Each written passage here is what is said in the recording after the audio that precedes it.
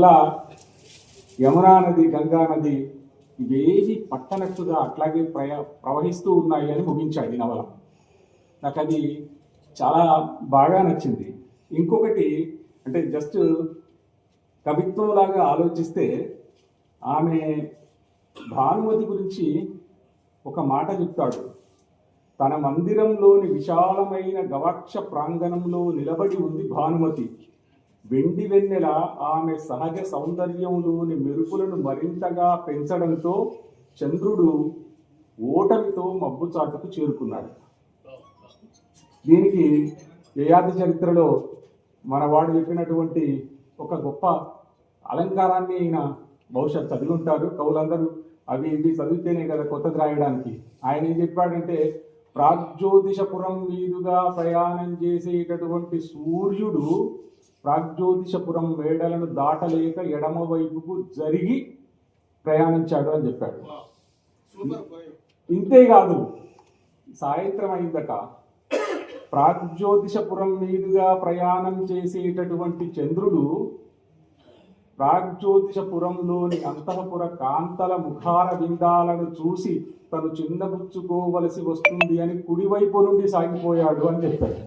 ఇవన్నీ చాలా గుర్తొచ్చేటటువంటి అద్భుతమైన వర్ణనలు. అంటే నేను పోయిట్ లాగా ఆలోచిస్తే ఎన్ని చోట్ల ఎంత బాగున్నాయంటే, నిజానికి రూప్ కుమార్ గబ్బీకర్ గారు ఇందాక మ్యూటెడ్ క్యారెక్టర్ అనే మాట చాలా బాగుంది. మ్యూటెడ్ క్యారెక్టర్ని చిత్రించడానికి చేసిన ప్రయత్నం ఎంత గొప్పదో, ఈ నవల రాయడం ద్వారా ఆయన కొన్ని మంచి ప్రశ్నలను రేకెత్తించాడు.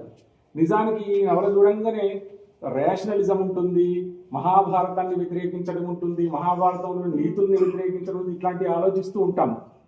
ఇవేవి ఆయన చేయలేదు.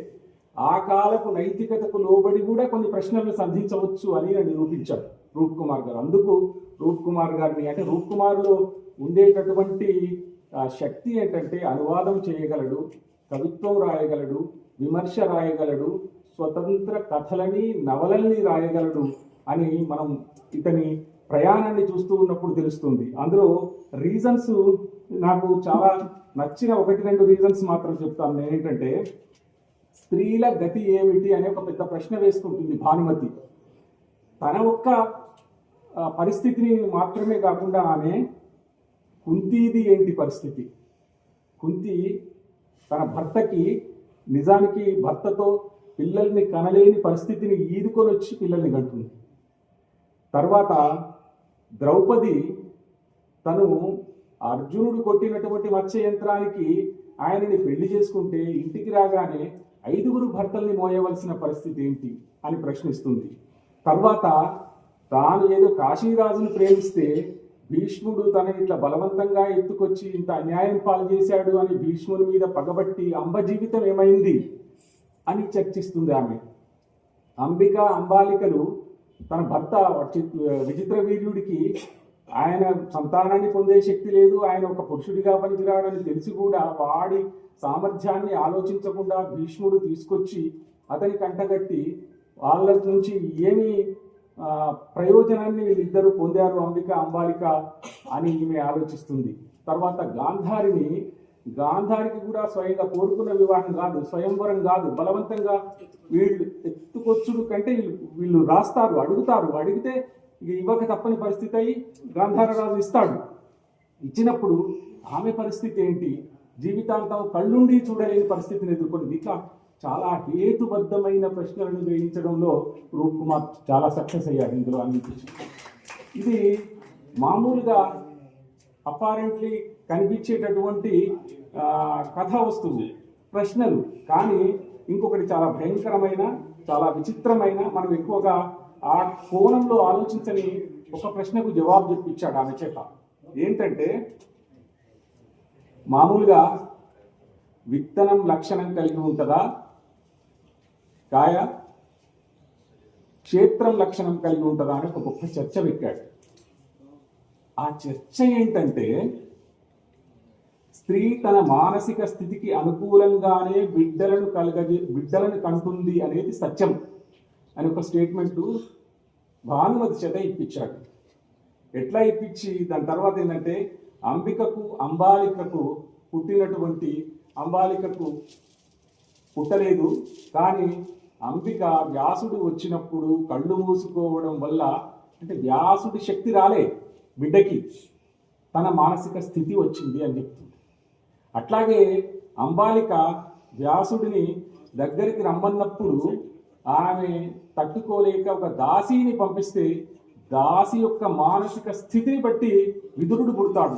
చాలా గొప్ప తెలివైనటువంటి జ్ఞానాన్ని కలిగినటువంటి వాడు పుడతాడు.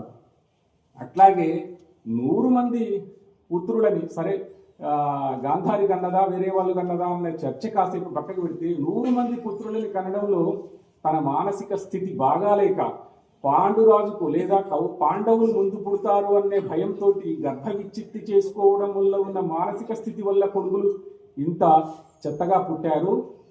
అదే ఒక వైశ్య చెలికత్తె తోటి అదే ధృతరాష్ట్రుడు సంగమిస్తే చాలా తెలివైన యూత్సుడు పుట్టాడు.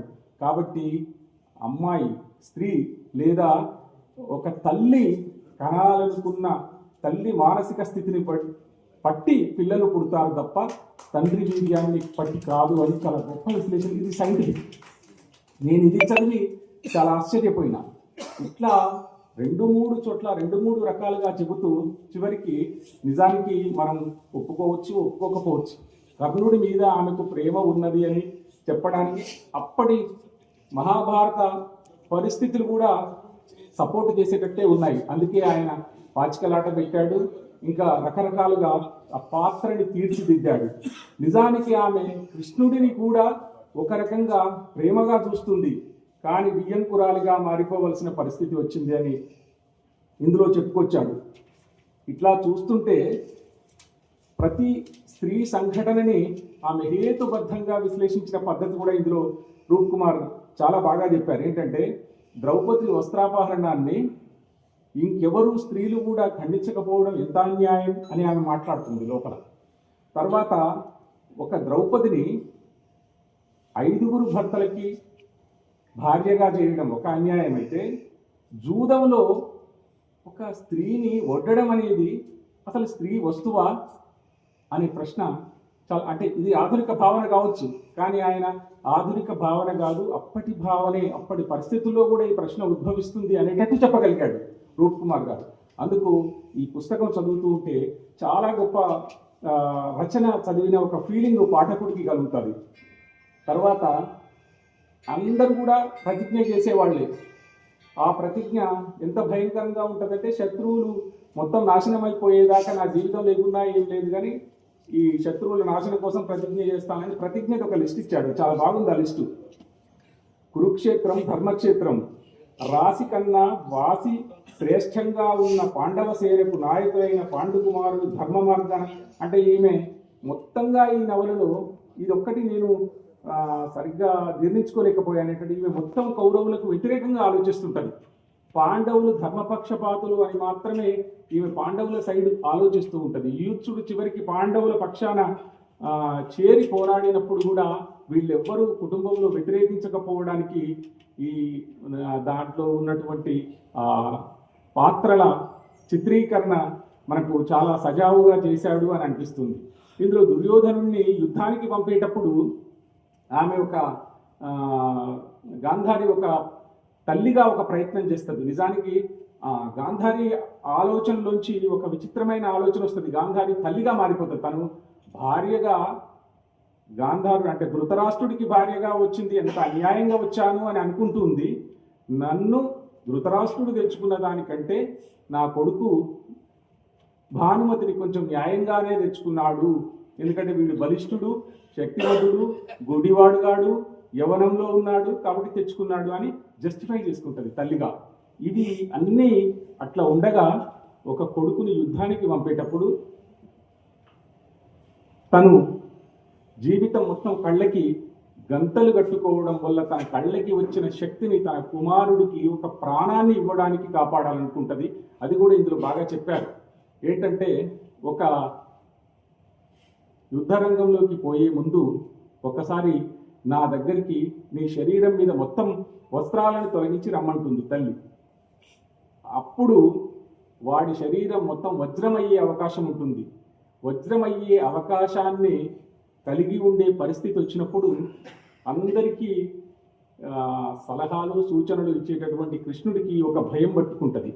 వీడి శరీరం నిజంగా వజ్రమైతే పాండవులు ఓడిపోవాల్సి వస్తుంది అని మధ్యలో తల్లికి కొడుక్కి మధ్యలో కృష్ణుడు దూరి, ఒవ్వ బావా నీకు సిగ్గుందా, నువ్వు మొత్తం బట్టలు తీసేసి తల్లి దగ్గరికి పోతావా, ఎంతైనా ఆమె కూడా స్త్రీయే కదా అంటే నిజంగా మొట్టమొదటిసారి కృష్ణుడు నాకు శత్రువు కదా అనే ఆలోచన లేకుండా దుర్యోధనుడు నడుముకు బట్ట కట్టుకొని పోతుంది. ఆమె కళ్ళకు గుడ్డను తీసేస్తుంది, అతన్ని చూస్తుంది. అప్పుడు ఆమె చాలా దుఃఖిస్తుంది. ఏంటంటే నేను ఒకేసారి నీ శరీరాన్ని వజ్రం చేయాలనుకుంటే నువ్వు నడుము దగ్గర వజ్రం కాకుండా చేసుకుంటావు అని. ఇది చివరికి దుర్యోధనుడి మరణ కారణం. దొడల మీద కొట్టడం అనేది అట్లా వచ్చింది. ఇట్లా అనేక విషయాలని చర్చించి చాలా సజావుగా నవలని నడిపించి పఠన యోగ్యత తర్వాత రీజనింగ్ తోటి నడిపించినటువంటి చాలా గొప్ప కథ, గొప్ప నవల.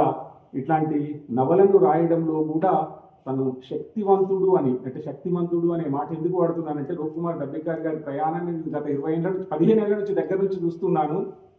కేవలం కవిత్వం సంపంగిలోలకం అక్కడనే కాకుండా కథలు అనువాదం చేశారు. గోల్కొండ చరిత్ర అని ఒక అద్భుతమైన పుస్తకాన్ని కూడా అనువాదం చేశారు. దానికి కంటిన్యూయేషన్ ఈరోజు ఒక పౌరాణిక నవలను వినూత్నంగా అభివ్యక్తీకరించగలిగేటటువంటి చాలా గొప్ప రచనా సంవిధానం కలిగినటువంటి డాక్టర్ రూప్కుమార్ డబ్బికార్ గారిని అభినందిస్తూ ముగిస్తున్నాను. Thank you. కృతజ్ఞతలు.